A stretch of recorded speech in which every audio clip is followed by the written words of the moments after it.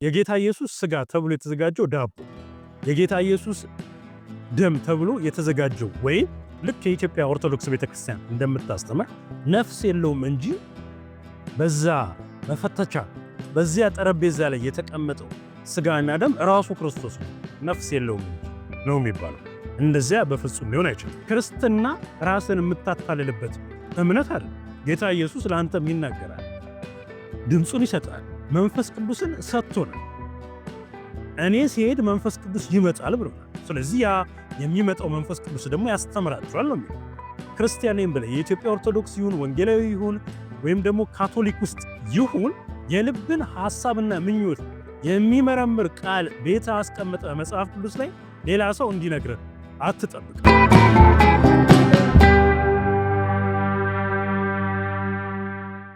ሰሞኑን በሶሻል ሚዲያ ላይ በጣም መነጋገሪያ ከሆኑት ርዕሶች መካከል አንዱ ነው። ክሊፍ ከልጁ ጋር ሆኖ እንዲሁም ደግሞ ወንድማችን ዲያቆን ምህረት ያደረጉት በመጽሐፍ ቅዱስ እውነት ላይ የነበረው ክርክር። ክሊፍ እንግዲህ ከልጁ ጋር ሆኖ እንዲሁም በተለያዩ ጊዜ በተለያዩ ቦታዎች ላይ ክርስትና ላይ ጥያቄ ላላቸው ጠንከር ያሉ ጥያቄዎችን በመመለስ ይታወቃል። ይህን ደግሞ በየጊዜው ፕሮግራም ያዘጋጃል። ያ የሚያዘጋጃቸው ፕሮግራሞች በራሱ የሶሻል ሚዲያ ላይ ይተላለፋሉ።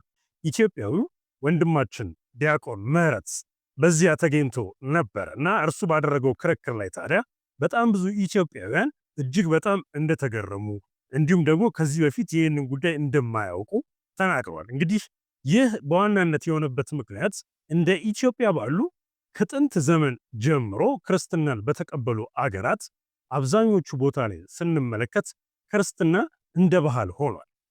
ቤተሰቦቻችን ክርስቲያኖች ናቸው።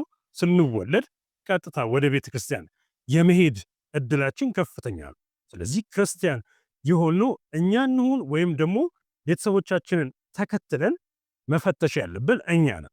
ልክ ሐዋርያው ጳውሎስ እንዳለ አሁን ግን ጎልምሻለሁ እንደ ልጅነት ዘመኔ አላስብም እንዳለ ማንበብና መጽሐፍ ራሳችን መረዳት በምንችልበት ጊዜ የክርስትና ሕይወታችንን በአግባቡ መምራት ይጠበቅብናል። በዚያን ጊዜ የተነሳው ጉዳይ ከዚህ በፊትም በተደጋጋሚ ሲመለስ ነበረ። በቪዲዮ ላይ ያለኝን ሪፍሌክሽን ለማስቀመጥ አይደለም አሁን የመጣሁት። እንደ ክርስቲያን ከመጽሐፍ ቅዱስ ላይ እውነተኛ የሆነውን አስተምሮ ለእናንተ ለማሳየት ነው። በዚያውም የራሴን አቋም አንጸባርቃለሁ። አሁን ላይ በዓለማችን ወደ ተለያዩ ቤተክርስቲያናት በምትሄዱ ጊዜ ሰዎች እንዲያድጉ የሚፈለጉት ወደ መሪያቸው ወይ ቄሱን እንዲመስሉ፣ ጳጳሱ እንዲመስሉ፣ ፓስተሩን እንዲመስሉ ተደርገው ነው የሚቀረጹት። ስለዚህ እሱ ያለው ሁሉ ትክክል። ከእርሱ ውጪ ራሳቸውን በክርስትና ሕይወት ማስለመድን አያውቁ። መጽሐፍ ቅዱስ በግልጽ ሲናገር እግዚአብሔርን መምሰል ግን ያለ ጥርጥር ታላቅ ሚስጥር ነው ይላል።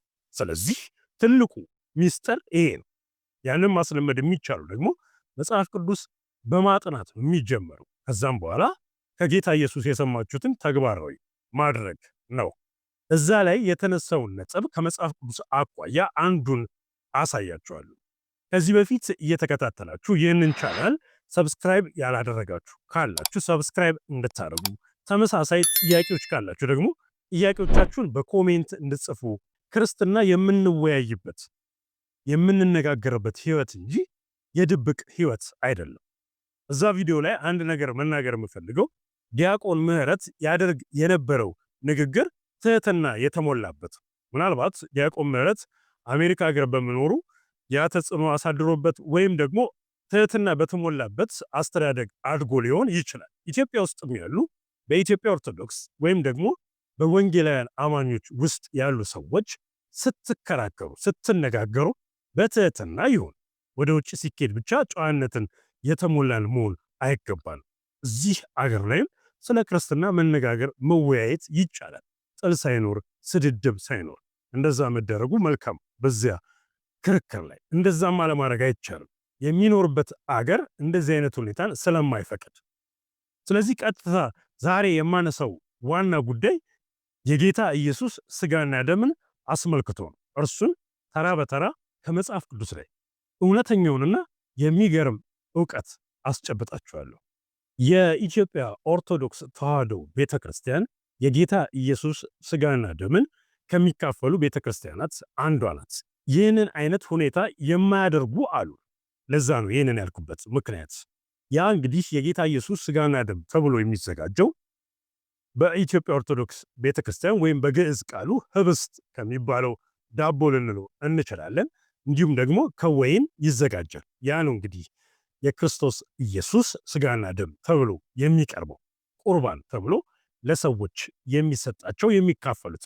ይሄ እንግዲህ በኢትዮጵያ ኦርቶዶክስ ተዋሕዶ ቤተክርስቲያን የጌታ ኢየሱስ ስጋ ተብሎ የተዘጋጀው ዳቦ፣ የጌታ ኢየሱስ ደም ተብሎ የተዘጋጀው ወይን በቀጥታ የክርስቶስ ኢየሱስ ስጋና ደም ነው ብላ ነው ቤተክርስቲያኒቷ የምታምነው። ወደ ካቶሊክ ቤተክርስቲያን ስንሄድ ደግሞ ካቶሊክ ወደ ክርስቶስ ኢየሱስ ስጋና ደም ይለወጣል ብለው ነው የሚያምኑት። ትራንስብስታንሺዬሽን የሚባለው እሳቤ ማለት ነው። በዚያ መሰረት እንደኔ እሳቤ የተዘጋጀው ዳቦ የተዘጋጀው ወይን ወደ ክርስቶስ ኢየሱስ እውነተኛ ስጋ እውነተኛ ደም ይለወጣል ብለው የሚያምኑት የካቶሊክ እሳቤ የተሻለ ነው። ለምንድን ነው እንደዛ ብዬ ያልኩትኝ? ይህንን ደግፌው ሳይሆን የኢትዮጵያ ኦርቶዶክስ ቤተክርስቲያን የምትለው እኛ እንዴት እንደሚለወጥ አናውቅም፣ ሚስጥር ነው የሚሉት። የካቶሊኩ ደግሞ አይ ትራንስብስታንሺዬሽን በሚባለው እሳቤ ወደ ጌታ ኢየሱስ እውነተኛ ስጋና እውነተኛ ደም ይለወጣል ይላሉ። ስለዚህ የኦርቶዶክሱ አንድ ስቴፕ ዝቅ ያለ፣ የካቶሊኩ ደግሞ ከፍ ያለ። የበለጠ እያሰባችሁ በመጣችሁ ቁጥር ወደ ካቶሊክ መሄዳችሁ ግድ ይላል እንጂ ሚስጥር ነው ተብሎ አይዘጋም። በክርስትና ላይ ሚስጥር የሚባል ነገር የለም። መጽሐፍ ቅዱስ ሚስጥር ብሎ ካልተናገረው ቅድም ስንጀምር ባነሳውት ቃል ላይ እግዚአብሔርን የመምሰል ሚስጥር ያለ ጥርጥር ታላቅ ነው ይላል። ስለዚህ እግዚአብሔርን የመምሰል ሚስጥር ስለሚል እግዚአብሔርን መምሰል ሚስጥር ነው ልንል እንችላለን። ለምንድን? ምክንያቱም መጽሐፍ ቅዱስ ስለሚል። ከዚያ ውጪ ግን ጌታ ኢየሱስ ዓርብ ዕለት ሲሰቀል የቤተ መቅደስ መጋረጃ አንድ ቤተ መቅደስ ብቻ ነበረ የነበረው በዓለማችን ላይ፣ እርሱም በኢየሩሳሌም። ያ ቤተ መቅደስ ቅድስተ ቅዱሳን የሚባለው የቃል ኪዳን ታቦቱ የሚቀመጥበት ሶስተኛው ክፍል ቅድስተ ቅዱሳን የሚባለው መጋረጃው በሰው ሳይሆን መለኮታዊ በሆነ መንገድ ከላይ ወደ ታች ለሁለት ተቀደደ ይላል። ተቀዶ ሁሉም የሚሆነ የዛን ጊዜ አንድ ካህን ብቻ ነበር የሚገባው፣ ለዚያውም እግሩን ታስሮ። ስለዚህ ሁሉም እያየው ክፍት ሆኖ እያለ ጌታ ኢየሱስ የዓለም ፈጣሪ ቀራንዮ ላይ ተሰቅሎ ሚስጥር ልትል አትችልም፣ አይፈቀድም። ሚስጥር ማለት የሚቻለው መጽሐፍ ቅዱስ ካለ ብቻ ነው። ስለዚህ በግልጽ ለመናገር በኢትዮጵያ ኦርቶዶክስ ተዋሕዶ ቤተክርስቲያን ውስጥ ሚስጥር የሚባል ይበዛል። ስለዚህ ሚስጥር የሚለው መጽሐፍ ቅዱስ ካለ ብቻ ነው ሚስጥር እንጂ ጌታ ኢየሱስ ሁሉን ነገር ግልጽ አድርጎልን እያለ ሚስጥር በሚል ሽፋን መደበቅ ትክክል አይደለም። ካላወቃችሁት አላወቅኩም ነው ማለት ያለበት። የሃይማኖቱን ትምህርት የሚያስተምረው ሰው እኔ አልደረስኩበትም፣ እኔ አላወቅኩበትም፣ አጥንቼ እመጣለሁ፣ እመራመራለሁ፣ አነባለሁ ነው እንጂ ይሄ ሚስጥር ነው ብሎ መደምደም አይቻልም። እንደውም ሁላችንም እንደምናውቀው አሁን እኔ እንደምናገረው የጌታ ኢየሱስ ስጋ የጌታ ኢየሱስ ደም እያሉ ራሱ መጥራት እንደነውር ለረጅም ጊዜ ይታያል። አሁንም ይህ ሐሳብ አለ። የጌታ ኢየሱስን ስጋና ደም ራሱ ያስተላለፈልንን ትእዛዝ ስርዓት ማክበር አንድ ነገር ሆኖ እያለ ነገር ግን ያንን እየጠራን ልንወያይበት የሚገባንን ልናውቀው የሚገባንን ሚስጥር በሚል መሸፈን የለብንም። ቀጥታ እንግዲህ ወደ ሐሳቡ ስመጣ እዚያ ክርክር ላይ ዲያቆን ምህረት የሚለው የጌታ እራት ተብሎ የሚዘጋጀው ወይም ቁርባን የሚባለው በኢትዮጵያ ኦርቶዶክስ ተዋሕዶ ቤተክርስቲያን የተዘጋጀው ዳቦ የተዘጋጀው ወይን ትክክለኛ የጌታ ስጋና ትክክለኛ የጌታ ደም ነው ብሎ ነበር የሚከራከረው። በዚያ ወቅት ሁለቱም ክርስቲያን ወንድሞቻችን ናቸው። የነሱ ክርክር ያሸነፈ ያኛው ተሸነፈ በሚል በዚያ መልኩ ማየት እኔ አልፈልግም። ሁለቱም ከዚህ በኋላ ደግሞ በሚኖራቸው ህይወታቸው በግልጽ ሌላ ክርክሮች እያዘጋጁ ሊሄዱ ይችላሉ። ያን ለነርሱ እተዋዋለሁ። ከመጽሐፍ ቅዱስ አንጻር ግን በዚህ ምድር ላይ የተመላለሰው 33 ዓመት ተኩል የተመላለሰው በቀራንዮ መስቀል ላይ ራሱ መስዋዕት አድርጎ ያቀረበው ጌታ ኢየሱስ እርሱ ነው ትክክለኛውን ስጋ ትክክለኛውን ደም የያዘው። ነገር ግን በዚያን ዕለት እሱ ራሱ የሰጣቸው እንዲሁም ደግሞ አሁን በየጊዜው ከስንዴ የሚሆን ከተለያየ እህል እየተዘጋጀ የጌታ ስጋ ተብሎ የሚቀርበው ህብስት፣ ዳቦ ወይም ደግሞ የጌታ ደም ተብሎ የሚቀርበው ወይም ሌሎቹ የሚጠቀሙት ቪምቶ እውነተኛው ደም አይደለም። ይህ መጽሐፍ ቅዱሳዊ ትምህርት አይደለም። በመጀመሪያ እዚህ ጋር መነሳት ያለበት ወሳኝ ሐሳብ ኦሪት ዘፍጥረት ምዕራፍ 2 ቁጥር 23 ላይ እንደዚህ ይላል፣ አዳምም አለ ይህች አጥንት ከአጥንቴ ናት፣ ስጋም ከስጋዬ ናት፣ እርሷም ከወንድ ተገኝታለችና ሴት ትባል አለና ቁጥር 24 ላይ ስለዚህም ሰው አባቱንና እናቱን ይተዋል በሚስቱም ይጣበቃል ይልና ሁለቱም አንድ ስጋ ይሆናሉ ይላል። እንግዲህ ባልና ሚስት ማለት በመጽሐፍ ቅዱስ ዕውቀት በመጽሐፍ ቅዱስ አስተምሮ መሰረት አንድ ስጋ ናቸው። ስለዚህ ባልና ሚስት የሆናችሁ አንድ ስጋ ናችሁ። ስለዚህ ሁለታችሁም አትነጣጠሉ። ሚስትየዋም ወደ ራሷ ስራ፣ ባልየውም ወደ ራሱ ስራ አይሄድም። ሚስትየዋ ስትበላ ባልየው ይጠግባል፣ ባልየው ሲበላ ሚስትየዋ ትጠግባለች። አንድ ስጋ ግን ናቸው ይላል መጽሐፍ ቅዱስ። ስለዚህ አንድ ስጋ ናቸው መባል አለበት ማለት ነው። ስለዚህ በመጽሐፍ ቅዱስ እሳቤ ሁለት ወንድና ሴት ከተጋቡ በኋላ አንድ ስጋ ይሆናሉ ሲል ያ ህብረት የሚታየው በመንፈሳዊ እንጂ በአካላዊ በምናየው በምንዳስሰው አይደለም። በምድር ላይ ከአዳምና ሔዋን ጀምሮ እስከ ዛሬ ድረስ ባሉት ተጋቢዎች በጋብቻ ህይወት አንድ ስጋ የሆኑ አንድ ሰው ሆነው የሚኖሩ የሉ በተግባር በአይናችን በምናየው ማለት ነው። በመንፈሳዊ ግን ሕያው ቃሉ እንደሚናገረው አንድ ስጋ ናቸው።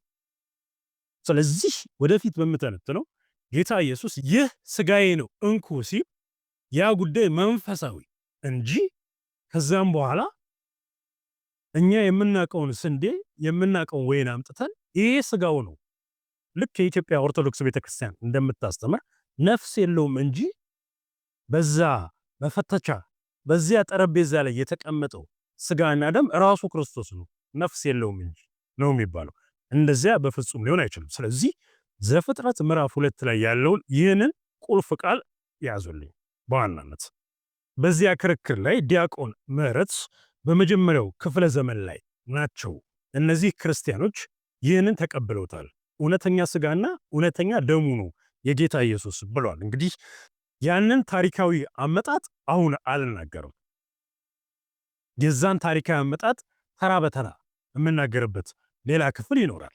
አሁን ግን በቀጥታ ዛሬ የመጣሁትኝ ከመጽሐፍ ቅዱስ አኳያ ይህንን እውነት ለመግለጥ በዚያው ሙግት ላይ ዲያቆን ምህረት እንግዲህ የመጀመሪያው ክፍለ ዘመን ላይ የነበረውን ኢግናሺየስን አንስቶታል። ከዚያም በኋላ ደግሞ ሁለተኛው ክፍለ ዘመን ላይ የነበረውን አይሪኒየስን አንስቶታል። ከዚያ ደግሞ የነበረውን ጀስቲን ማርቴርን አንስቶታል። እነዚህ ቀደምት የሆኑ የቤተ ክርስቲያን መሪዎች ጽፈውልናል።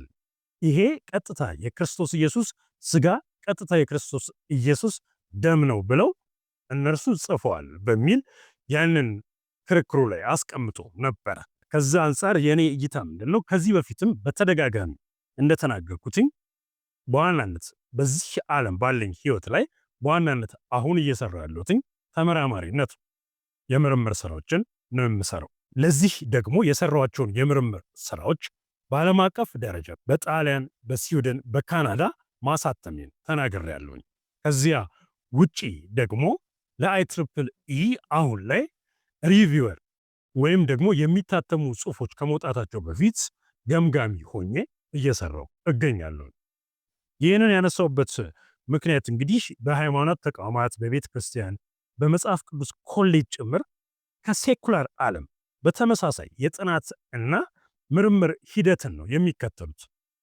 አሁን እዚያ ላይ ዲያቆን ምህረት በሚያቀርብበት ጊዜ ወይም ከርሱ በፊት ከኛም በፊት ያሉ ሰዎች የመጽሐፍ ቅዱስ ኮሌጅ ሊሆን ይችላል ትምህርት ቤት ውስጥ የሚያቀርቡበት አቀራረብ ሳይንቲፊክ ወይ ሪሰርች ልክ በሚሰራበት መንገድ በዚህ ሳይንሳዊ የሆነ አሰራር እውነት ላይ ተመስርተን ስንመለከት በዋናነት ለክርክር የሚቀርቡት የጽሁፍ፣ የምልክት እንዲሁም ደግሞ የሰው ምስክርነት፣ የጥናት እነዚህ ናቸው የሚቀርቡት። የሚከተሉት ይሄ ዓለም በጥበብ ያመጣውን እውቀት አንድ ሰው ይህን እውቀት ራሱ የሰጠው ሕያው አምላክ ነው ሊል ይችላል። ጥሩ። ነገር ግን ከዚህ በላይ አሁን አስተማሪያችን ሆኖ መንፈስ ቅዱስ አለ። ስለዚህ ይሄ የሳይንስ ምርምርና ጥናት ምንጮችን የሚያጠራበት ዋና ዋና መንገዶች አንደኛው ፕራይመሪ ሶርስ፣ ከዚያ ሰከንደሪ፣ ከዛ ተርሸሪ ሶርስስ ነው የሚጠቀሙ። ይህንን አስመልክቶ እንግዲህ በዋናነት ከመጽሐፍ ቅዱስ ውጪ እውነተኛ የተባሉት ይሁኑ አሊያም ደግሞ የማናቸውንም ስራ ከመመርመሬ በፊት ቅድም እንዳነሳናቸው ኢግናሽየስም አይሬኒየስም እንዲሁም ደግሞ ጀስቲን ማርትርም ይሁን እነርሱ የጻፉት ለመሆኑ 100% ማረጋገጫ የለኝ። ምክንያቱም እነርሱ የጻፉት ጽሁፍ የእግዚአብሔር እስትንፋስ ያለበት አይደለም። ምንም እንኳን የቤተ ክርስቲያን መሪና ተአማኒታ ያላቸው እንደሆኑ ታሪክ ቢነግረንም ይህንን የነገረን ታሪክ ነው። መጽሐፍ ቅዱስ ግን የእግዚአብሔር እስትንፋስ ያለበት በመንፈስ ቅዱስ እየተነዱ የጻፉት ጽሁፍ ነው። ስለዚህ መጀመሪያ ማምነው እሱ እንጂ እኔ በዓለም አቀፍ ደረጃ ያለኝን እውቀት ተከትዬ ወደዛ ጥናት ከመሄድ በፊት ታሪካዊ አመጣጡ ከመመርመሬ በፊት ኢግናሽየስ ምን አለ፣ አይሬኒየስ ምን አለ፣ ጀስቲን ማርቲር ምን አለ ከማለቴ በፊት ጌታ ኢየሱስ እንደተናገረ በጎቼ ድምፄን ይሰማሉ ብሏል። ስለዚህ እኔ ድምፁን እሰማለሁ። ጌታ ኢየሱስን ተቀብያለሁ፣ ክርስቲያን ሆኛለሁ፣ መጽሐፍ ቅዱስ አጠናለሁ፣ የጌታ ኢየሱስን ድምፅ እሰማለሁ። ስለዚህ በዋናነት ይሄ ነው መሰረት። ይሄን ለማዳበር ከሳይንስም ይሁን ወይም ከዚህ ዓለም ባገኙት ዕውቀት መሰረት አነባለሁ፣ ጽፋለሁ፣ መራመራለሁ እንጂ የታሪካዊ አመጣጥ አምጥታ እነርሱ ብለዋል የሚለውን እነርሱ ብለውት ይሁን ወይም ደግሞ እነርሱ ያሉትን ለጥጠው ሌሎች ጽፈውት ይሁን ምንም ማረጋገጥ በማይቻል ሁኔታ እነርሱን የጻፉት የሚለውን አልቀበለውም። ተቀባይነትም ሊኖር አይችልም። የመጽሐፍ ቅዱስን ያህል የመጨረሻ ስልጣን ያለው የእግዚአብሔር ቃል፣ ከዛ በታች የሆኑት የእግዚአብሔርን ቃል ሊተኩት አይችሉም። ስለዚህ እንደ ክርስቲያን እኔ ከጌታ ኢየሱስ ጋር ግንኙነት አለ። ክርስትና ራስን የምታታልልበት እምነት አይደል። ጌታ ኢየሱስ ለአንተም ይናገራል፣ ድምፁን ይሰጣል፣ መንፈስ ቅዱስን ሰጥቶናል። እኔ ሲሄድ መንፈስ ቅዱስ ይመጣል ብሎናል። ስለዚህ ያ የሚመጣው መንፈስ ቅዱስ ደግሞ ያስተምራቸዋል ነው የሚለው። ስለዚህ እርሱ እያስተማረኝ ነው እንጂ የሆኑ ክርስቲያን መሪዎች ቤተክርስቲያን ውስጥ ያሉ ትልልቅ የሚባሉ ሰዎች እነርሱ ብለዋል እያልኩኝ እያጣቀስኩኝ እነርሱን እየመሰልኩኝ እንደሄድ አይደለም እኔ የተፈጠርኩት። ራሱ ጌታ ኢየሱስን እንደመሰል ወደ እርሱ እንዳድግ ራስ ወደ ሆነ በዋናነት የምከተለው ይሄንን ነው። ይሄ ቅድም የነገርኳችሁ ሳይንሳዊ አመጣጥ ምንጭ ፍለጋ ታሪክ ሁለተኛ ደረጃ ላይ ያለ ነው። ባይኖር ራሱ መጽሐፍ ቅዱስ ብቻ ቢኖር እውነተኛና ትክክለኛ ክርስቲያን ሆናችሁ መቀጠል ትችላላችሁ። መጽሐፍ ቅዱስ በማንም ላይ አይመረኮዝም። በእኔ ህይወት ላይ እንዲወሰን የምፈቅደው ሕያው የሆነው የእግዚአብሔርን ቃል እንጂ ከዚያ ውጪ ማናቸውም ሊሆኑ አይችሉም፣ እንዲሆኑም አልፈቅድም። የእኔ የህይወት ስምምነት ያለው አዳኝና ጌታዬ ብዬ ከተቀበልኩት ከጌታ ኢየሱስ ዘንድ ነው። የአሜሪካ ሀገር፣ እስራኤል ሀገር፣ ኢትዮጵያ ውስጥ ገዳም ውስጥ በተጻፈው ጽሑፍ ላይ አይደለም። ጌታ ኢየሱስ የተናገረው ቃል ሕያውና የሚሰራ ነው ይላል መጽሐፍ ቅዱስ። በሁለት በኩል ስለት ካለው ሰይፍ ይልቅ ስለታም ነው ይላል።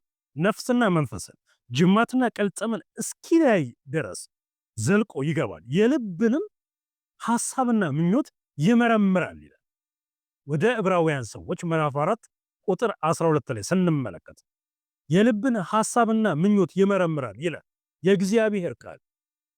ክርስቲያን ነኝ ብለህ የኢትዮጵያ ኦርቶዶክስ ይሁን ወንጌላዊ ይሁን ወይም ደግሞ ካቶሊክ ውስጥ ይሁን የልብን ሐሳብና ምኞት የሚመረምር ቃል ቤተ አስቀምጠ መጽሐፍ ቅዱስ ላይ ሌላ ሰው እንዲነግርህ አትጠብቅ። እዚያ ክርክር ላይ እንግዲህ ብዙዎች በቃ እኔ እንደዚህ አላቅም ነበር፣ እንደዚህ ተነግሮኛል፣ እንደዚህ ነው።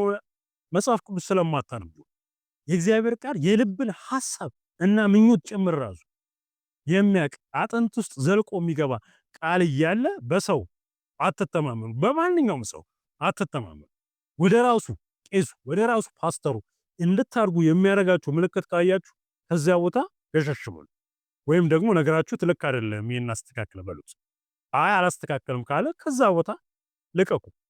ማደግ ያለባችሁ ወደ ጌታ ኢየሱስ። እኔ ካስተማርኳችሁ በኋላ ጌታ ኢየሱስን አውቃችሁት በራሳችሁ እንድትመላለሱ እንጂ እኔን እንድትመስሉ አይደለም።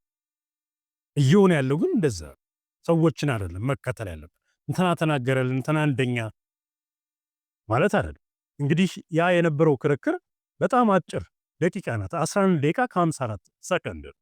ስለዚህ በአጭር ጊዜ ውስጥ የተነገረው ቃል ይዛችሁ በቃ እኔ እንደዚህ ነኝ አይባልም። የጌታን ቃል በአግባቡ መመዘን መፈተሽ ይገባችኋል። እንግዲህ እያንዳንዱን የምሰጣችሁን ቃል እያያችሁት ሂዱ። በዚህ መሰረት መጽሐፍ ቅዱስ ሲናገር የጌታችን የኢየሱስ ክርስቶስ ወንጌል በሆነው ሐዋርያው ዮሐንስ በጻፈው ምዕራፍ 10 ቁጥር 27 ላይ እንደዚህ ይላል። በግልጽ ነው ጌታ ኢየሱስ የተናገረው፣ ስሙ የተባረከ ይሁንና እዚሁ ዮሐንስ 10 27 ላይ በጎቼ ድምፄን ይሰማሉ፣ እኔ አውቃቸዋለሁ፣ እነርሱም ይከተሉኛል፣ እኔ የዘላለም ሕይወት እሰጣቸዋለሁ፣ ከቶ አይጠፉም፣ ከእጄም ሊነጥቃቸው የሚችል ማንም የለም። ሰው የድሮ ታሪክ አምጥተህ እርሱ እንደዚህ ብሏል ማለት የለብህም። መተማመን የምትችለው በሕያው አምላክ ቃል ብቻ ነው። የበጉ መጽሐፍ የሚባል አለ ራእይ ላይ ስናነብ፣ እርዛ ላይ ስም መጽሐፉን እርግጠኛ መሆን አለብን። ያ የሚሆነው ደግሞ በዮሐንስ ምዕራፍ 1 ቁጥር 12 ላይ እንደተናገረው ለተቀበሉት ሁሉ በስሙ ለሚያምኑት ለእነርሱ የእግዚአብሔር ልጆች የሆኑ ዘንድ ስልጣንን ሰጣቸው። እነርሱ ከወንድ ፍቃድ ከሴት ፍቃድ ከግንኙነት ተደርገው አይደለም የተወለዱት፣ ከእግዚአብሔር ነው የተወለዱት ይላል። ይህንን አምነህ ተቀብለ መኖር አለብን በተግባር። የዚያን ጊዜ ድምፁን ትሰማል። እኔ ድምፁን አልሰማም ብለህ ብትል ያ ያንተ እድል ፈንታ። የጌታ ኢየሱስን ድምፅ እንደ ክርስቲያን ሰምቻለሁ፣ ክሊርሊ ሰምቻለሁ። መንፈስ ቅዱስ ሲናገረኝ አሁንም እሰማል። እንዴት ነው መስማት የቻልከው ካልከኝ በዚህ በቃሉ ተምሬ። ሰዎች በተለያየ መልኩ የጌታን ድምፅ ይሰማሉ። ሊትራሊ ቀጥታ ድምፁን ይሰማሉ። እኔም የጌታ ኢየሱስን ድምፅ ሰምቻለሁ። እዚያ ደግሞ ከእግዚአብሔር ቃል ድምፁን ይሰማሉ። እሱ ደግሞ ሌላው መንገድ። ስለዚህ በጎቼ ድምፄን ይሰማሉ ይላል። መስማት ያለብን በዋናነት ከጌታ ኢየሱስ። ክርስቲያን የምትባለው የእርሱ በግ ስትሆን፣ እርሱን መስማት ስትችል፣ እርሱን ካልሰማ፣ እርሱ መንጋ ውስጥ ከሌለ ክርስቲያን አይደለም። አሁን በእርግጥ ክርስቲያን መሆን አለበት። እዚሁ ላይ ደግሞ በሚገርም ሁኔታ ዮሐንስ 14 26 ላይ እንደዚህ ብሎ ቁልጭ ተብሎ ተጽፎልናል። ቁጥር 26 ላይ ሲናገር አብ በስሜ የሚልከው አጽናኙ መንፈስ ቅዱስ ግን ሁሉን ነገር ያስተምራችኋል ይላል። ሁሉን የሚያስተምር የእግዚአብሔር መንፈስ ነው። የእግዚአብሔር መንፈስ እያለ ጌታ ኢየሱስ እንደተናገረው ሁልጊዜ ከእናንተ ጋር ነኝ እያለ ሰው ላይ መጀመሪያ ማተኮር የለብን። ሰውን ማክበር አለብን። እሱ ሰውን እንዴት ማክበር እንዳለብህ ሕይወት ራሱ ይገነባል። እዚያ ውጭ ግን በዋናነት ማተኮር ያለብህ የእግዚአብሔር ቃል የሚልህ ላይ ነው። አብ በስሜ የሚልከው አጽናኝ የሆነው መንፈስ ቅዱስ በመጣ ጊዜ እርሱ ሁሉን ያስተምራችኋል። ሁሉን የሚያስተምር ንጹሕ የሆነው መንፈስ ቅዱስ ነው። የጌታ ኢየሱስ ስጋና ደም በእርግጥ እናንተ የቆረሳችሁት ዳቦ፣ በእርግጥ እናንተ ያዘጋጃችሁት ወይን ነው የሚል የለም ቃሉ ሲናገር። ያንን በወንጌል መጽሐፍቱ ላይ መመልከት እንችላለን። በተመሳሳይ መልኩ ከሌሎቹ ያልጻፈው ሐዋርያው ዮሐንስ። ነገር ግን ሐዋርያው ዮሐንስ የመጨረሻው ራት የጌታን ራት ብሎ ሳይጽፍ፣ ነገር ግን ስለ ጌታ ኢየሱስ ስጋና ደም ይናገር ነበር። መንፈሳዊ መሆኑን ነበር የሚያመለክተው። ጌታ ኢየሱስ ስላደረገው ግን ያንን ክንውን ሳይናገር ማለት ነው። ሄዳችሁ ማንበብ ትችላላችሁ። እንደምንመለከተው እዚህ ጋር ባስቀመጥኩላችሁ ቃላት ላይ መመልከት እንችላለን። የጌታን ስጋና ደም አስመልክቶ ይህ ዝግጅት እንግዲህ የተደረገው ሐሙስ ዕለት ነበረ። ጌታ ኢየሱስ ከመሰቀሉ በፊት እራት ከበሉ በኋላ ነው የሚለው። ልክ እኛ ሀገር በኢትዮጵያ ኦርቶዶክስ ቤተክርስቲያን እንዳለው ሳትበላ በጾም በጸሎት ሆነ አይደል፣ በልተ ነው ይሄንን የምትወስደው። ስለዚህ ሲናገር ቃሉ ስለ ብዙዎች የሚፈስ የአዲስ ኪዳን ደሜ ይለዋል። ወይኑን አንስቶ ስለ ብዙዎች የፈሰሰው የአዲስ ኪዳን ደሜ አላለም። ገና ስለሚፈሰው ያንን ነው እየጠቆመ ያለው። ሐሙስ ላይ ሆኖ አርብ ስለሚደረገው ስለ ብዙዎች የሚፈሰው የአዲስ ኪዳን ደሜ ነው ይላል። እንግዲህ ብሉይ ኪዳን ላይ የነበረውን ስርዓት የሻረበትን አዲስ ኪዳን ነው የሚያስተዋውቀው። በምኑ? በደሙ። ይህንን ያደረገው እንግዲህ ከራት በኋላ ጽዋውን አንስቶ ነው። በዚያን ዕለት ደሙን አፍስሶ አይደለም የሰጣቸው፣ ወይኑን አንስቶ እንደዚያ ያለው። የሚገርመው ደግሞ ሐሙስ ዕለት ይሁዳ ራሱ የጌታን እራት ተካፍሎ ነበረ።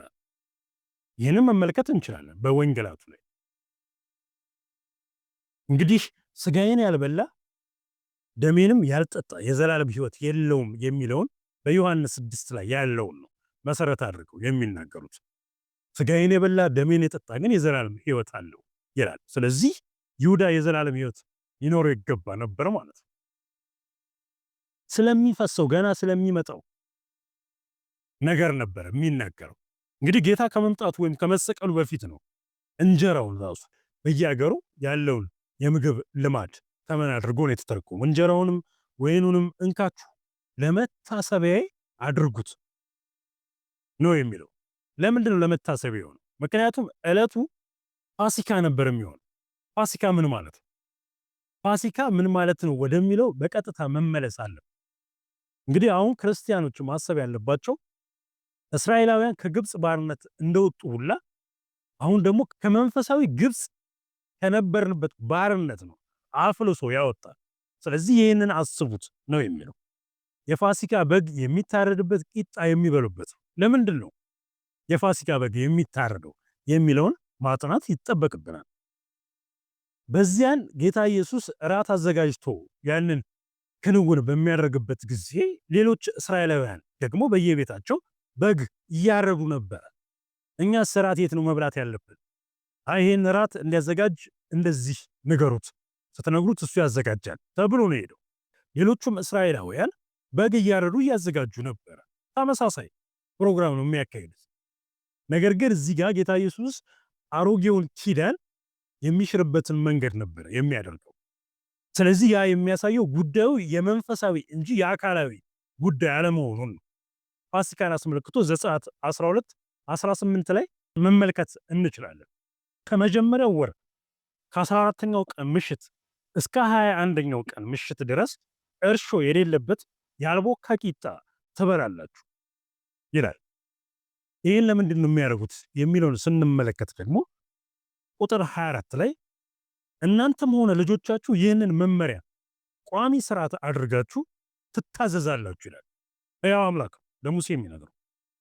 እግዚአብሔር እሰጣችኋለሁ ብሎ በገባው ቃል መሰረት ወደ ምድሪቱ ስትገቡ ይህንን ስርዓት ጠብቁ። ልጆቻችሁ ስለ ስርዓቱ ምንነት ሲጠይቋችሁ ግብፃውያን በቀሰፈ ጊዜ በግብፅ ምድር የእስራኤላውያንን ቤት አልፎ በመሄድ ቤታችን ላተረፈ ለእግዚአብሔር የፋሲካ መስዋዕት ነው ብላችሁ ንገሯቸው። እንደዚህ ነው የእግዚአብሔር ቃል የሚለው። ስለዚህ በዚያን ወቅት አሁን የፋሲካ በግ ሆኖ የእግዚአብሔር በግ ሆኖ የተዘጋጀው ጌታ ኢየሱስ። ስለዚህ ያኛው ፋሲካ ተሰርዞ ከግብፅ የወጡበት አይነት ልክ በመንፈስ በአካላዊኛ ወተን ድርጊቱ የሚፈጸሙ ግን በመንፈስ ጌታ ኢየሱስ ለእስራኤል ብቻ ሳይሆን ለመላው ዓለም ራሱን መስዋዕት አድርጎ ያቀረበበትን መንገድ እንደ ፋሲካ አድርጎ ነው ያቀረበው። ስለዚህ ነው ከሞት ሄዳል። በአንዱ አዳም ሞት መጣ፣ በክርስቶስ ኢየሱስ ደግሞ ሕይወት አገኘን የሚለው ማለት ነው። ሞት የዛን ጊዜ ነው የተፈረደው። በግብፅ በነበሩ ጊዜ ግን በጉበኑ ላይ ሁሉም ቀቡ እንደተባለው ያረዱትን ጠቦት እየቀቡ ነው የሞት መልአክ ያለፋቸው። አሁን ደግሞ እውነተኛው ሞት እኛን የሚያልፈን በክርስቶስ ኢየሱስ ደም፣ እርሱም አርብ ላይ በፈሰሰ ሐሙስ ላይ የተደረገው ደግሞ ስርዓት። ይህንን ስርዓት ለልጅ ልጆቻችሁ ነገሯቸው፣ እያደረጋችሁ አሳዩአቸው። ከዚህ እንደምንማረው ይሄ ቀጥታ አርብ ላይ ሲሰቀል ለሚቆስለው ስጋ ለሚፈሰው ደም ስርዓት ነው ያስተማራቸው ያሳያቸው ለሐዋርያቱ እንጂ እውነተኛ ስጋና እውነተኛ ደም ሊሆን አይችልም። በተመሳሳይ መልኩ የካቶሊክ ቤተክርስቲያን፣ የኢትዮጵያ ኦርቶዶክስም ሌሎች የሚጠቅሱት የዮሐንስ ወንጌል ምዕራፍ 6 ነው። የዮሐንስ ወንጌል ምዕራፍ 6 እንግዲህ በዋናነት የሚናገረው ከቁጥር 25 ጀምሮ ጌታ ኢየሱስ የህይወት እንጀራ መሆኑን ነው የሚናገረው። ስለ ጌታ ኢየሱስ እራት አይናገርም። ገና ምንም እዚህ ጋር አልደረሰም። ስለዚህ እዚህ ጋር ባለው መሰረት ሲናገር በእርግጥም እንዳለው ቁጥር 54 ላይ ስጋዬን የሚበላ ደሜን የሚጠጣ የዘላለም ህይወት አለው፣ እኔም በመጨረሻ ቀን አስነሳዋለሁ። ስጋዬ እውነተኛ ምግብ ደሜም እውነተኛ መጠጥ ነውና ስጋዬን የሚበላ ደሜን የሚጠጣ በእኔ ይኖራል፣ እኔም በእርሱ እኖራለሁ ይላል። ነገር ግን እዚህ ጋር ስጋዬ ያለው አንስቶ ቆርሶ አልሰጣቸውም ወይንም እንኳን አላላቸውም። ስጋዬ ማለት ታዲያ ይሄ የሚቆረሰው ህብስት ነው። ስጋዬ ማለት ታዲያ ይሄ የሚጠጣው ወይን ነው አላላቸው። አለማለቱ ራሱ ጉዳዩ የመንፈሳዊ ስርዓት መሆኑን ያመላክታል። በግብፅ ጉበኑ ስለተቀባ እኮ ነው የሞት መልአክ ያለፋቸው። ስለዚህ ስራው የተሰራው በመንፈሳዊ ዓለም ያ የሞት መንፈስ መጣ። ከፈርዖን የበኩር ልጅ ጀምሮ የግብፃውያን በሙሉ የመጀመሪያ ልጅ የሆነ ተገደለ ነው። ሁሉም ቤት ለቅሶ ሆነ። ለቅሶ ማንም ጋር ያልደረሰበት የመጀመሪያው የዓለማችን ለቅሶ የግብፅ። ስለዚህ በዚያን ጊዜ የሞት መልአክ እየገባ በመጥረቢያ አልቆረጣቸው። በምናየው በአካላዊ ጉዳይ አይደለም የሆነው። የሞት መልአክ ልክ እንደ ጥላ እያለፈ ሲሄድ ሁሉም የመጀመሪያ ልጆች ሞቱ። ልክ እንደዛው ደግሞ እስራኤላውያን በታዘዙት መሰረት የጠቦቱን ደም ቀቡ።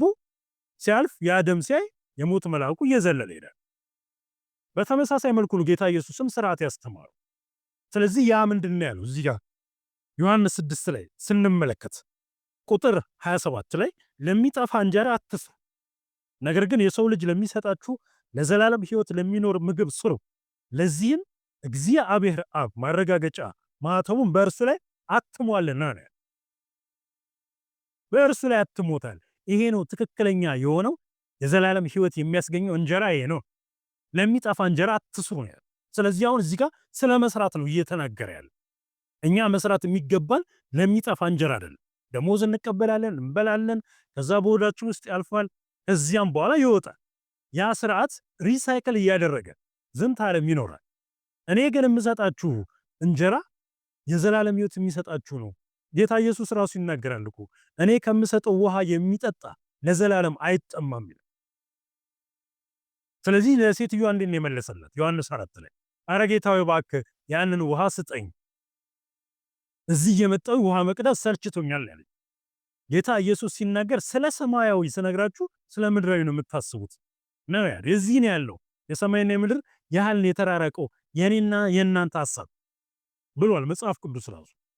ስለዚህ እርሱ የነገረን ያለው በመንፈሳዊ ዓለም ስለሚደረገው እውነተኛ ነገር፣ ስለ ዘላለማዊ ነገር ስለሚያልፍ አይደለም። ስለዚህ እዚህ ጋር የጌታ ስጋ ተብሎ ስለሚዘጋጀው ዳቦ ወይን አይደለም የተናገረው። የምንበላው የምናኝከው የምንውጠው ይሄ እንዴት ነው የሚሆነው ሲባሉ አብዛኞቹ አማኞች ይለወጣል፣ በቃ አይወጣም እሱ ይላል መጽሐፍ ቅዱስ አይደለም። ወይም ደግሞ የማያውቀው ከሆነ ሚስጥር ነው ብሎ ድርቅ ይላል። እንደዛ አይደለም መሆን ያለበት። እዚሁ ላይ ቃሉ ሲናገር የእግዚአብሔርን ስራ ስለመስራት ነው በዮሐንስ ላይ የተጻፈልን።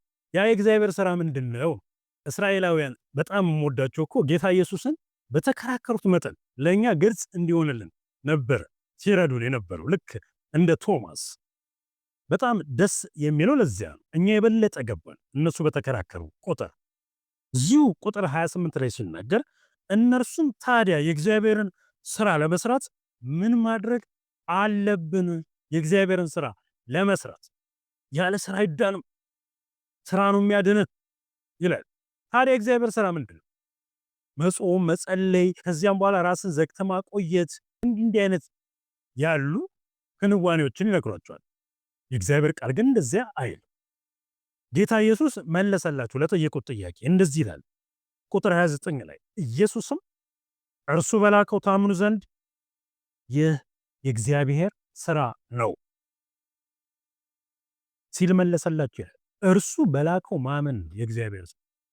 እኔ የመከሩ ጌታ የላከኝ የመከሩን ስራ የምሰራ ነኝ ስል እግዚአብሔር የላከውን ጌታ ኢየሱስን አምኜው ከዛ ውጪ ለእንትና ብትዘክር ለእነንትና እንደዚህ ብታዋጣ አስራት ብትከፍል መባ ብትሰጥ ምናምን አላማኝ የሆኑትም ይህን ሊያደርጉት ይችላሉ። ቤተክርስቲያን ሊያሰሩ ይችላሉ። ለብዙ ድሃዎች ለታካሚዎች ብዙ ነገር ያደርጋሉ። እርሱ አይደለም። በላከው ማመን መጽሐፍ ቅዱስ እንደሚለው ከዚያ ዝንፍ ሳትሉ ይህን ነው በዋናነት የሚናገረው። ይሄ ክፍል ጌታ ኢየሱስ ይህንን በተናገረ ጊዜ ህዝቡ እርምጃ ቢወስድ አይገርም። ይከተሉት የነበሩት በጣም ብዙ ነበሩ። ከ12 ውጭ በጣም ብዙ ነበሩ። እስከ 70 ሊደርሱ ይችላሉ በትንሹ።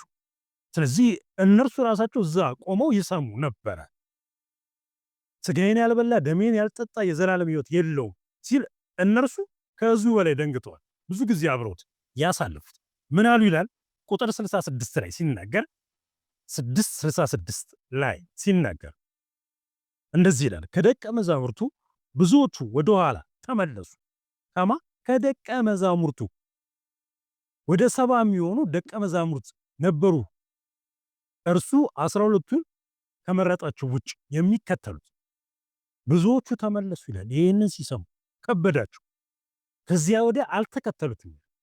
ይህ ሰው ስጋውን ሊያበላን ደሙን ሊያጠጣን ነው እንዴ አሉ። እዚህ ጋር ነው ከባድ ጥያቄ የተነሳው። እውነተኛ ስጋ እውነተኛ ደም የምትሉት ማለት ነው። የተመለሱት ጌታ ኢየሱስን አላመኑት። ከዚያም በኋላ ወደ ሐዋርያቱ ዞር አለ። እናንተስ መሄድ ትፈልጋላችሁ? ሐዋርያው ጴጥሮስ አንተ ሕይወት ቃል አለ፣ አንተ ወዴት እንሄዳለን ያለው። ስለዚህ እነዛ የተመለሱት በጣም ጠንካራ የሆኑ ተከታዮች ናቸው። ረጅም ጊዜ ተከተሉታል። ከእርሱ ጋር አብረው ዋጋ ከፍሏል። ደቀ መዛሙርትም ተብለዋል።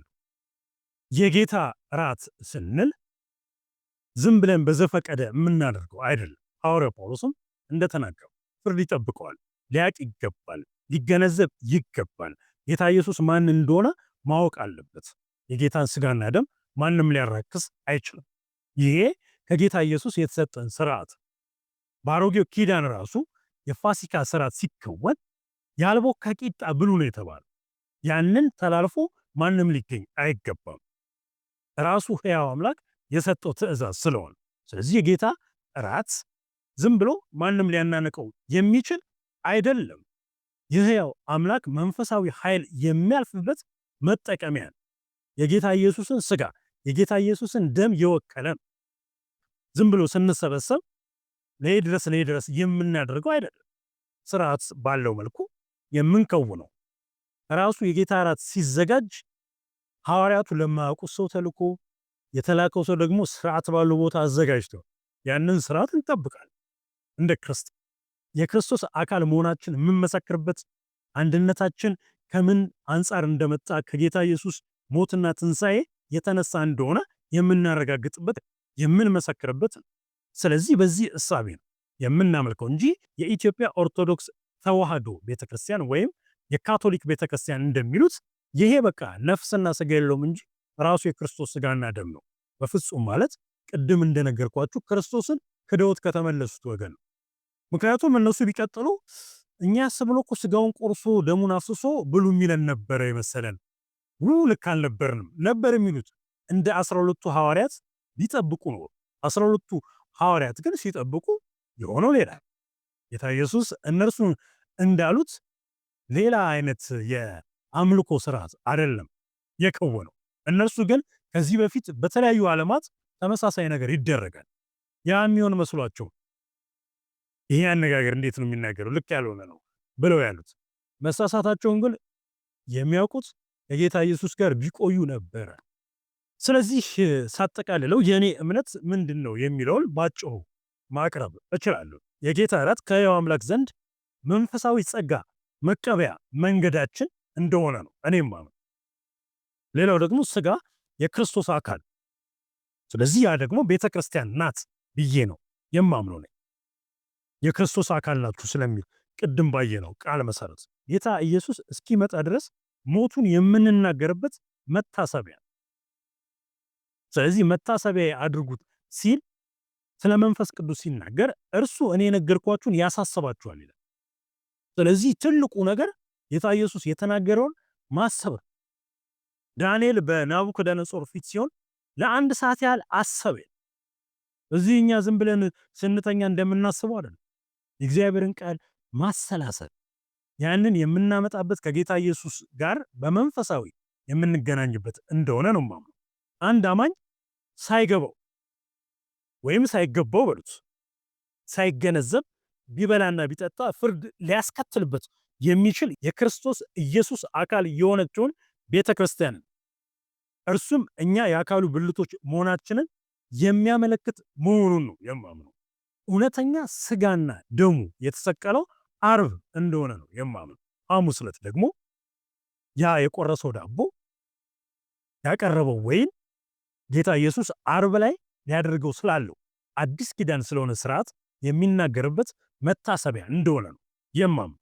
እውነተኛ የስጋና የደሙ መታሰቢያ የሆነው ሐሙስ ጌታ እንካችሁ ይሄ ስጋዬ ነው ብሎ የሰጣቸው ቂጣ እንዲሁም ሁላችሁም ከዚህ ጠጡ ብሎ ስለ ብዙዎች የኃጢአት ይቅርታ የሚፈስ የአዲስ ኪዳን ደሜ ይሄ ነው ብሎ የሰጠን አዲስ ኪዳን መሆኑን የማምነው። አርብ ላይ ሊሆን ላለው የአዲስ ኪዳን የመጨረሻው ስርዓት መታሰቢያ የሆነው መንፈሳዊ ክንውን በዳቦና በወይኑ በኩል እንደሆነ ነው የማምነው። ክርስቲያን ከሆናችሁ ማንም እንዲያምንላችሁ አትፍቀዱ። ወይም ክርስቲያናት ክርስትና ከሌላው እምነት የሚለየው ቀጥታ ጌታ ኢየሱስን ማግኘት የሚቻልበት ህይወት ከጌታ ኢየሱስ ውጪ በማንም እንድትታመኑ የማይፈቀድበት ህይወት። የቤተ ክርስቲያናትን ልብና ኩላሊት የምመረምር እኔ ነኝ ይላል። ስለዚህ በዚህ ደረጃ ማንኛውንም ሰው አታስቀምጡ። ሐዋርያው ጳውሎስም የተናገረው ይሄን ሞት ቢሆን ህይወት ቢሆን መላእክት ቢሆኑ ያለው ቢሆን የሚመጣው ቢሆን ማንም ከክርስቶስ ፍቅር ሊለየን የሚችል የለም። ትኩረታችን ሁሉ ጌታ ኢየሱስ ላይ የሚደረግበት ህይወት የእምነታችን አምጪና ፈጻሚ የሆነውን ክርስቶስን እያየ ነው የምንሮጥበት እንጂ ጎንና ጎን በተለያየ ክፍለ ዘመናት የገቡ መሪዎችን እንትና ምን አለ ምንልበት አይደል። በትርፍ ጊዜ ሲኖረን ስለሌላው ታሪክ የምናጠና ዋናው ግን የእግዚአብሔርን ቃል የምንበላበት ህይወት ጌታ ኢየሱስን ቀጥታ ነው ላገኘው የሚሄደው። ማንም ባመነው ጽድቅን አታገኙ። ማንም በሰራውም ጽድቅን አታገኙ። ስራ ስል ቅድም እንደተናገርኩትኝ በላከው ማመን። ስለዚህ ጌታ ኢየሱስ የነጻነት አምላክ የነጻነት ጥግ የተባለው ለዚያ እንጂ ማንም እያመጣ ይሄ ቄስ ነው፣ ይሄ ጳጳስ፣ ይሄን ፓስተር፣ ይሄን የቤተክርስቲያን መሪ ራስ ላይ እንድትቆልለው አይደል። ያቺ ሰማራዊቷ ሴት ከዚህ በኋላ አንቺ በነገርሽን አይደለም ራሱን አግኝተነው ሰምተነዋል፣ አውቀነዋል፣ ዳሰነዋል እንደተባለ ጌታ ኢየሱስን በግል ጓዳ ገብተህ የምታናግርበት ቃሉን ስታነብ መንፈስ ቅዱስ የሚያስተምር አብ በስም የሚልከው መንፈስ ቅዱስ ሁሉን ያስተምራችኋል የተባለው መንፈስ ቅዱስ እያለ ሰው ይንገረኝ ብለህ አትንቀሽቀሽ።